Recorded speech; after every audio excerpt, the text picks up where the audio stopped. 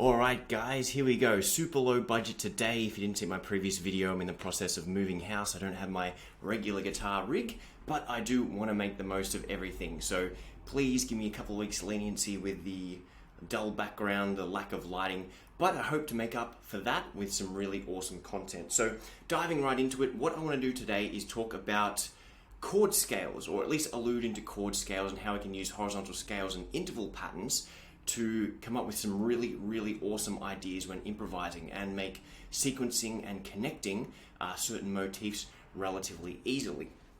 So what I want to do is basically get you to play along to a C major scale. You can do this by playing C, D, E, F, G, A, B, and C on string number 2. C is fret 1, D is fret 3, E is fret 5, F is fret 6, we've got the G at fret 8, the A at fret 10, the B at fret 12, and the C an octave higher at fret number 13 there.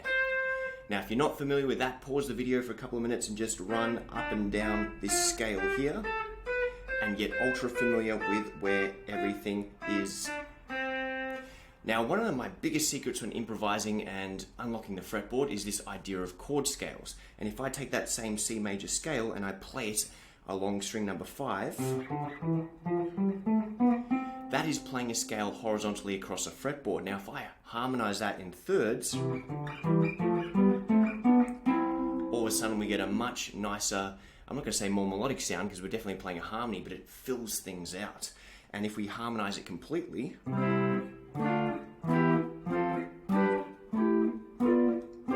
then all of a sudden I'm playing what's called a chord scale. I've harmonized that scale to complete major chords there, and it might look like I'm just doing the bar chords, but that's just an example of what that is.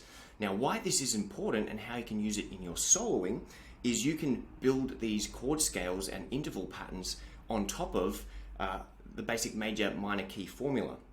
So if we've got the C major scale, what basically happens is I can harmonize each note, meaning I will put basically a third interval higher. So if I play a C note, C, D, E, E is a third higher than C. So basically if I play C in this, I can go C and then E at the same time on string number 1. So C on string 2 fret 1, E on string 1 open. That's a major third above. So I've got C and E, and if I harmonize the D note and the F note, which happens to be a minor third above, I have D on string 2 fret 3, F on string 1 fret 1. And if I continue that pattern,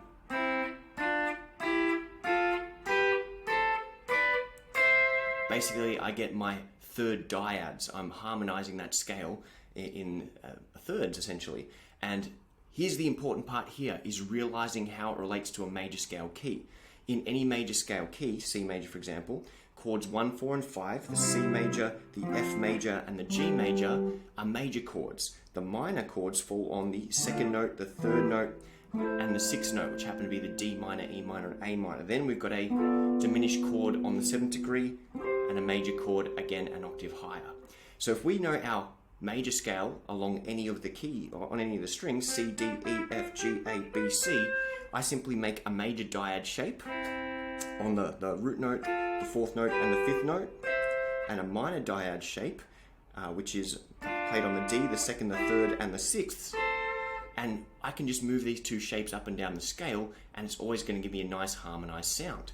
For example, C major is the major dyad, which is basically second finger on string 2, first finger would be on the 0 or the, basically we can't play a fret there, but we'll get to it when we get to the F.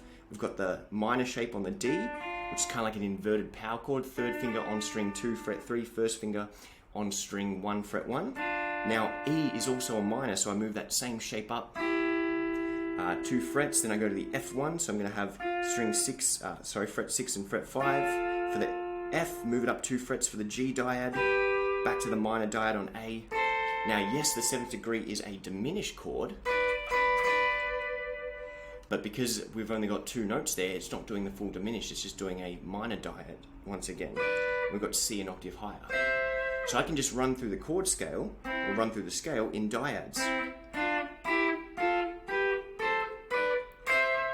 Now if I play them at the same time, it sounds like that, and we hear this all the time in songs kind of like that. But what we can do is add sequences to it when we're improvising to make it more melodic. So rather than try a pattern like this, which is going to take lots and lots of practice and work, if we just go low note to high note, we get this super easy to do melodic sequence. If we go highest note to lowest note, we get kind of like reverse pattern. And what if we alternated?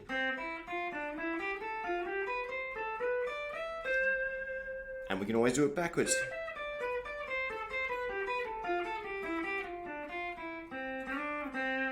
So all I'm doing is playing up and down this C major scale on string 2, and I can basically harmonize it in different intervals and just add little motifs, little melodic patterns there, and just move it to each box pattern. So yes, I'm a big advocate for learning the fretboard, but if you use these chord scales and you basically apply these little intervallic patterns to them, they can sound really good really easily. And it's a bit of a guitar hack there. So I don't want this to be a 10, 15, 30-minute videos like my other ones. So pause this video, practice those patterns, see what you can do with them. And as an extension, once you get the hang of it, with the thirds, you should try it on every set of strings. Find the C major scale on string number 5. Sorry, string number 3 at fret number 5. There's your C note.